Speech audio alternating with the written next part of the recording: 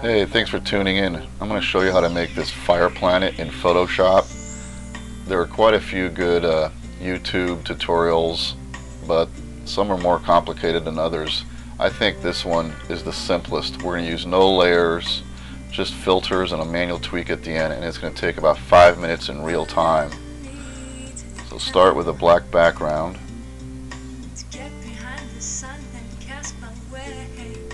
And get your circle tool.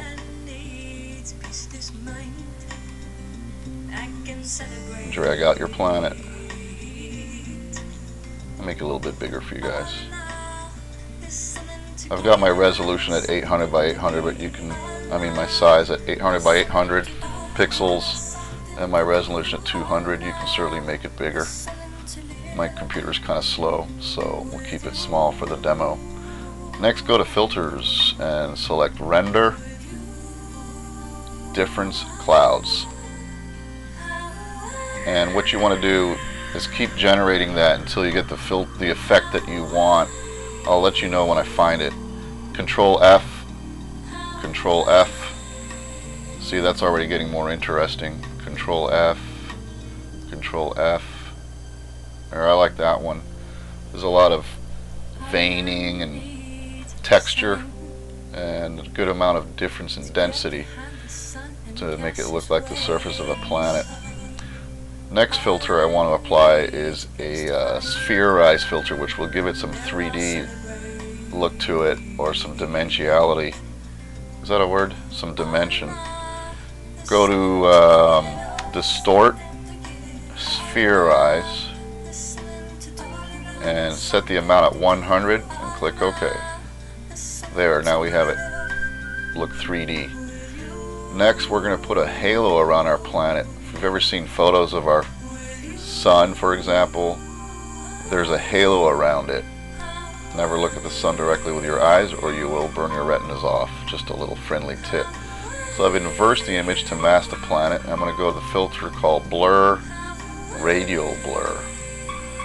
Click Radial Blur, set the amount at 100, the method at zoom, and the quality at good.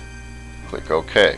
It's a subtle effect. You probably have to do a couple passes, but as you can see, I hope you can see it. I know YouTube compresses this way down, so I'm going to do a couple passes. And get rid of your mask. And now we're going to add some color. Go to the Fill tool and select your gradient tool. As you can see, I've already selected in the gradient editor yellow on one end and deep orange on the other. Click OK. And the way it works is, you see the cursor down here, you click down, keep it pushed down, drag this line across, which represents the entire range or spectrum of colors in the gradient you've selected, and let go, and there you go. It colors using those that range. You can keep playing with it. Control Z to back up. Depending on where you lay it down and how long the line is, it gives it quite a bit of difference in variety.